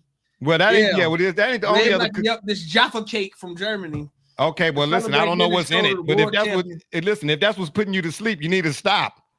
I'm clearly not sleep. You gotta wish I was. I'm clearly not sleep. Okay, all right. The guy's eating edibles on live in the national TV program. What is what are we doing here?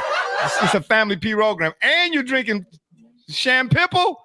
You drinking Schlitz Lipple? Oh my gosh, this dude right here, man. Nothing. So wait a minute. After dark. I know. Got the wrong background up. I digress. I digress. Yeah. Okay, well, no, Double J, we got the right background up because that's what he finna do. Be moved to the background like Destiny's Child or something. I don't know what clever. Yeah, exactly. Clever. All right. Yeah, I'm just saying. Hello, police, shots fired. Yeah, I'm just saying, bro. After dark, before midnight, and after 10 p.m. You know what I'm saying? And ain't nothing I got to be worried about. You understand me? Yeah. So at the end of the day, who do we think, last but not least, won the trade day or the day of trades? I feel like the Dallas Mavericks did. So that hold on. Okay, so slow down there, Kimo Sabin. Do that put them ahead of OKC? Yep. Oh, absolutely not, Terry. That's a no. You need a notarization. I do. Absolutely not. No. I feel like that does. Why? Because AD is gonna be playing power forward instead of center. So you still stuck on this world champion talk, bro. Let it go. What I got to do with anything? I'm just saying, bro. I had this. It was still right there. I had so to get now, out so that means they still have their front court. He's only an addition to their front court and not an addition by subtraction.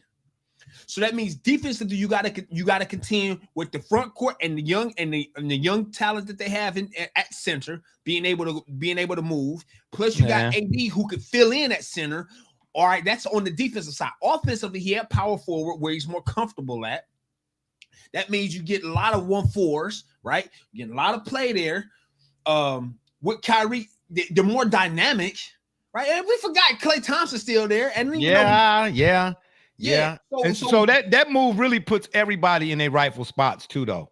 And that's the other part when I be talking about complimentary. Exactly. You know what I'm saying? Because guys do be playing out of position, even though that's the NBA and they're still skillful enough to do it. I mean, shucks, I seen Magic come in and play center at the 5 and all that. You know what I mean? So guys are capable of doing it. But when you put everybody back in their natural rotation, if you would, that just makes them even more comfortable. And I can agree with that or whatever. But bruh. If they mess up, listen. If they mess OKC is okay. Shy is not playing with y'all. No, he's not. My problem with him is it going to translate in the playoffs? You don't see it. Double J, let me ask you this question. Okay, that's a fair question. And I know you ain't supposed to answer a question with a question, but I don't know who came up with that. Like, who said that you can't do that? Okay. Anyway, has what he done, Shy, from college to now, has that translated? Of course. Okay, so then what has he done to make us think that what he's doing will not translate when everything else that he's done translated so far? Miss Alba said, hey, look at you. Go green, baby. Who's green? Oh, here we go. Here we go talking about the S. Oh, my gosh. Here we go. Double J, get the sauce. Mrs. A been in the sauce cabinet. I see it back there. Look unlocked to me. Got to get a bigger key. You know what I'm trying to say? He's sipping them Pelagrigios or whatever they call. Yeah. No, it's just the bottle. Mineral water. Yeah. Oh, yeah. I get calling it now. Huh? Yeah. OKC and Oklahoma. He's not going to be at the post-show meeting. Watering hole. Yeah. He ain't going to be at the post-show meeting. Look at him. He already exactly. Yeah, he ain't going to be. What is that? Why am I hearing Luther in our background? You hear that audio? Yeah, I will say this. A big winner was actually addition by subtraction for me, which was the Suns getting rid of Yusuf Nurkic. And by doing so, it's forced the hand of the coaching staff to play guys like Bol.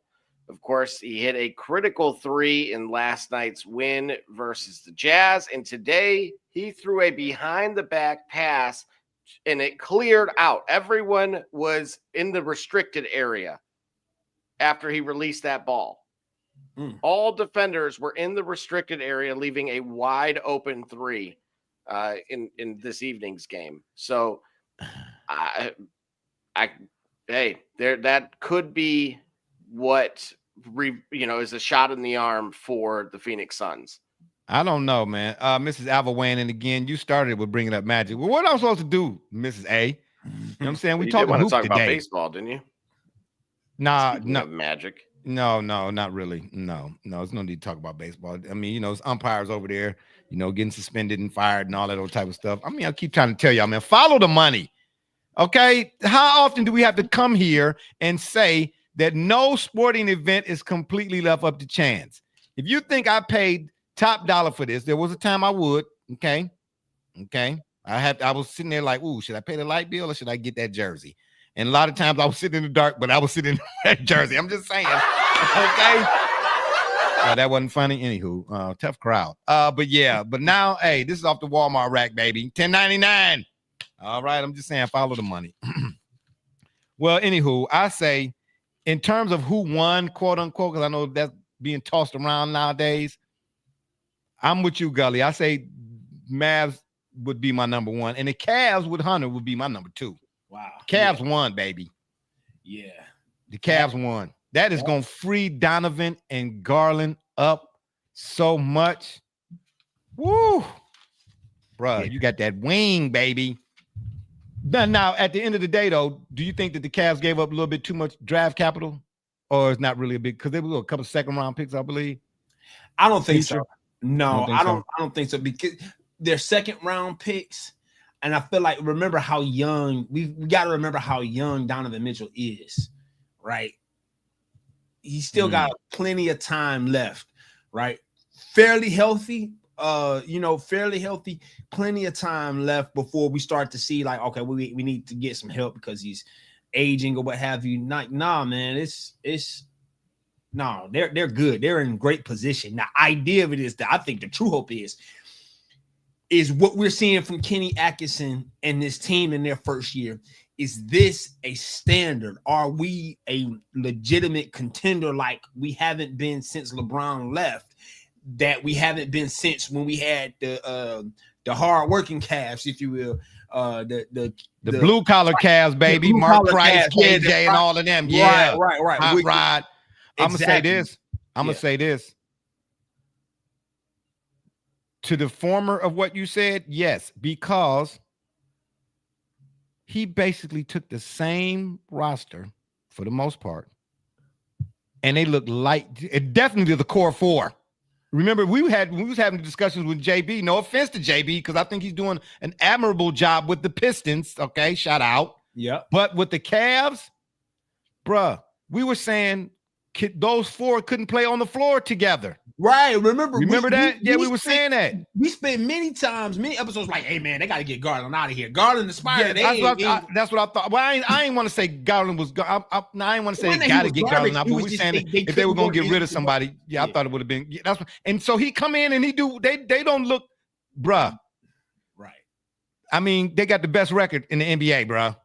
Yeah. Now, granted, you I mean, I don't know how many bottom feeders you done fed off of. You know what I'm trying to say? Same league, same teams in the league for everybody. Yeah, but not everybody look the same. Now, come on, now there is some teams that they are quote unquote, if you're licensed, but if your record, they don't look it. If we make this an NFL reference, if your record is 11-5 and your schedule is collectively under 500, but you 12-2 against those teams, then what are you doing? You still beating the teams you're supposed to beat the way you're supposed to beat them. They're 44-10. They beat the 44-10 teams. I'm saying the Cavs 44-10. 42-10. They're 42-10. So they're beating the teams that they were supposed to beat in the manner that they were supposed to be beaten. Listen, I don't take nothing from them. Right, you got to play who on your schedule or whatever. But there was a time, even in this season, where it stood out to me when before that guy for Atlanta got hurt, and before obviously all the moves, Atlanta, Boston, and OKC. Yeah. Okay. There was a common denominator amongst the three when it came to the Cavs: that perimeter length. Yep. They had a problem with that. So while they was doing what they were supposed to be doing, and the record said, ooh, they doing what they doing, and they can do it, I was saying I still see something that ain't done yet. Right. That's all. But they didn't address that. Until that Hunter move, ooh, that's a move, bro. Yeah. That's a move. If you're gonna make a move, make a move. I got a question. Okay. Is it for me or for Double J? Both of y'all. Or Mrs. A? I got a question for both of y'all. Oh, I appreciate you including me. Hey, who won the in-season tournament? The world champions. The world champions. Tournament. The world champions. Who won it? Whoever had who won? No, Double J. Who won the in-season tournament? Don't look it up. No. This is no. Don't. Yeah, Double J. Who yeah, Double J. won I see your eyes. tournament? I see your eyes. You looking down there. Stop. Yeah, Stop. who won it? Yeah, Double J. Who cheating. won it? It was just 2 months ago. Who won it? Who won the in-season tournament? You're not asking me. I'm asking both. I'll plead the 15th. Okay, everybody out there know that like the transmission on the 68 Buick that's been sitting in the garage too long. My mind do be slipping. The so one team I'm that out was of this. actually trying, which annoyed me because I thought they were going to, I kept clamoring that my Pistons were going to get in. So I thought it was a slight.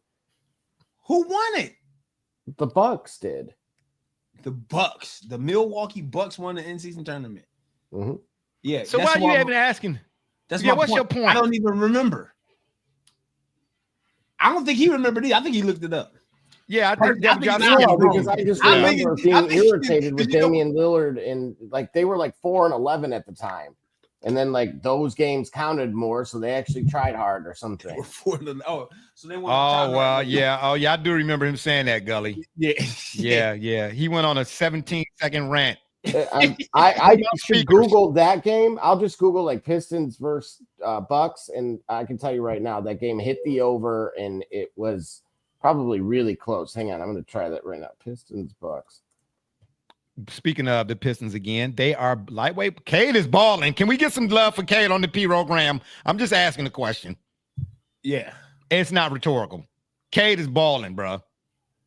Yeah, Dame had 27. Giannis had 28. 128, 107. Yeah, I don't. I mean, yeah, I don't. Sour grapes. Yeah, I was just gonna. Did you see his face, Gully? Right. Yeah, he was face like, oh man, I thought he had to go do a Jim Brown. I'm just saying. I don't mean to gross nobody out. Speaking of Jim Brown, man, but never mind. I'm not gonna say it. Yeah, I'm not gonna. Yeah, I'm gonna leave that. I'm gonna leave that right there. Well, anywho, after the AD and Hunter trades, as far as like who won or who gets a thumbs up, give me one more that will get a thumb up, in your opinion. After the AD and Hunter trade, want me to mention who was what again? De'Aaron Fox. Yeah, that would be my third, but I'm sorry, but that would be your third seed. All right, you're gonna say Jimmy Butler. I can see where because I'm talking about trades that I feel like are trades that change, that alter the course of a team's season now, not the franchise. But does it alter the? Okay, let me be more specific. The course of their season right now. Okay, so does it alter the course of their season for the Warriors in championship? Did it alter in a championship way? I think so. I think it positively affected them. So where you got the Thunder at then? I think the Thunder are out in the second round. Oh my granolas. They're gonna either have to get all right. They either have to go. Listen. Second. All right. So second round. Think about it. So that means you saying either they're the NBA finals or they're in the conference finals, right? That's what I'm not saying it. I'm saying it because I don't know what not you saying. Exactly. Nothing. I said they're out in the second round because I'm telling you they in the conference finals or the finals. I don't think so. I don't think after this week. I don't think that and first step check coming back too. He actually returned today and they won. Fresh step check, baby. We talking about fresh set of knees, boy. Yeah, man, that's bruh. You know, it's funny. We give AD a whole bunch of grief. I'm not. Who gave an AD grief? What you talking about? Well, go ahead, finish that. By being injured. I call him Anthony Band-Aid. Mm-hmm. Yeah. Okay, because he do have a track record now. He got a track record. Chet don't have a track record. So like I said, last season he played 75 games, 75 to 82. He did miss 7. All right, cool. And up until he left today's game or left most recent game, he played every game this season. Okay, I'm not taking that. I'm giving you credit to where credit is due, or him. But let me ask you this: if you're trying to put Chet in that, then how many more times has Anthony Band-Aid been off injured as has Chet? I don't know because all right. I didn't think you did. Right, because there's a significant time difference here. Okay. You got okay. How many games has First Step Chet played? Let's look it up. How many seasons, Double J? That's your boy. First Step. He's got. I guess everybody's checking their part. This is his second year. Yes. Okay, so then if this is his second year, then how many times many times was Anthony Davis injured? He didn't play in 20. He didn't play his entire rookie year. Who is he? Chet Holmgren. He didn't play his entire rookie year. So what are we doing, right? This I could be Abuchi and Roy Jones. That's what this is? You swinging back? You punch. Listen, hold on. Hold on, because you don't walk right into this one. Now, I don't think you're going to like what you're about to see. Ooh. He didn't play his entire rookie year. Well, I got on glasses and can't see either anyway, so what difference do it make? He played his entire. That's how he was able to win rookie of the year, because he was injured his entire rookie season, so they didn't even count it.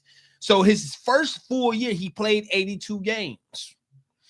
So, but are you trying to suggest though that First Step is injury prone? Is that what you're saying? I'm saying we can't. I'm saying if I told you these 3 seasons and I removed the fact that it was I go blind. I would. If I go blind, in other words, that I was giving you. If I went blind and just gave you these stats and games played, you would think I was talking about Anthony Davis. 22-23, his rookie year, he did not play at all for the season. 23-24, he played all 82 games. 24-25, he is only in his 11th game. So of 3 seasons, he's played 93 games. That sounds like Anthony Davis trending, right? No, it does not. How come? How come? How come we know? How is he more? You just said he didn't play. Hold on. He did not play his entire rookie year because of injury. He missed his entire rookie season because of injury. But then you know what I would ask? What I would ask? Double J, help me out there. Give me them. Okay, how many minutes did Chet play? What do you mean? I don't know. I'm trying to win this argument, and he played 29 minutes so he averages 29. Last season, his first. Okay, so if Chet ain't a factor for you then, because that's what you're alluding. No, that's what the illusion is. That's what it is. That's what it is. How's that? I'm not alluding that. What do you mean? You said so. A factor in what? Okay, so OKC going out in the second round to who then? Since you're jumping out of, I don't know what. No. You ain't gonna jump out the plane at 50,000 feet with no parachute and then talk about where you want to land. No, you land wherever you did. That parachute don't open. To who? What do you mean? So here's the likelihood of who they'd have to play. Okay. If to get to the conference finals. Okay. Let's talk about it right now. The playoffs started today. You know that classic thing. Yeah. Playoffs. Let's look it up. Double J, help me out here. No, okay, I'm on a raft right now. That's got a hole in it. Your boy needs the hot tag for real. He needs the hot tag for real. Yeah, right, I'm on now. Okay, so we do the whole 7, 8, 9, 10 playing to play in. So we got the Clippers, Kings, Mavericks, Suns. As it stands right now in the standings, who would be in the play-in? In the play-in, it would be Clippers versus the Kings. Okay, and Mavericks next versus the Suns. All right, Clippers, Kings, Mavericks, Suns. All right, so I would say the Kings. No, after this trade, I think the Clippers get by the Kings in the play-in, so they'll play. They'll play the winner of 8, 9. That's going to be Phoenix or Dallas. All right, I like. Whoa! As of right now, Dallas is a play-in. Yeah, Dallas and Phoenix are both play-in teams right now. Okay, go ahead. The Warriors actually. I mean, I'm looking at who's 1 through 10 right now. The Warriors and the Kings are actually tied with records, but right now, Warriors and Kings. I mean, Clippers, Kings, Mavericks, Suns. Warriors. Oh, Suns. Okay, go ahead. So I think Clippers get by the Kings right now based off of how the rosters look. Clippers Kings right now. So that means that they'd be the 7th seed. And then Mavericks, Suns play. And then I say the Mavericks get by the Suns. So the Mavericks become the 8th seed, right? Ooh, so the Thunder would play the Mavericks in the first round. Yeah.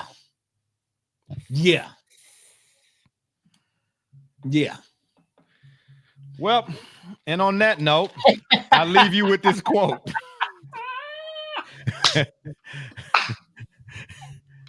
I don't know what else I'm supposed to do with that. Backbiting is the attempt of one who is incapable of doing better for him or herself. I'll read that again. Backbiting is the attempt of one who is incapable of doing better for him or herself. It's been fun, but we got to run. Don't forget to check us out every day at Saturday at 9 right here on the yard at 9 on the PM side. I don't even know how to say that no more. And again, just want to give you a reminder. This is kind of like the fill-in for the actual shop report. Double J and D Gully, they do the fantasy. Are y'all doing fantasy basketball and all of that stuff too, or no? We certainly could dive into it. Well, I mean, I'm just asking questions. I'm not trying to, start nothing. You know what I'm saying? Because like Michael Jackson said, y'all always want to be starting something. Well, I was going to try to help you out there. It was Joel Embiid that I had posted in the Discord yesterday saying he had played at the time 447 regular season games and missed 404. Well, that's Gully's boy. I mean, I ain't surprised. He think of world champion. And how all of a sudden did that stop my guy? Like, what? Yeah, okay, got you. Anyway, and y'all can check out the Turnbuckle. That's the WWE for my host D and he every Monday at whatever time they decide they want to feel like stop drinking Lucia. Anywho, it's been fun, but we got to run again. Don't forget to check us out every Saturday at 9 on the PM side right here on the yard. Is that better? All right. Or y'all can check us out on Facebook, Twitter, Instagram, the shop's fan page, and of course, YouTube. And make sure, please, when you're over at the tube, you hit that subscribe button. We'd be much obliged. And if that don't work, y'all can Google it. For my dudes, Be Rich, Double J, D Gully, and all those who follow and support us, we say thank you. I'm Barbershop J, and you've been listening to the Shop Report. Oh, and remember, the next time y'all want to know what's really going on, man, come to the shop. Walk-ins are always welcome. Holla. Hey, Gully, that thing I was talking about, don't worry about it. All right. Peace.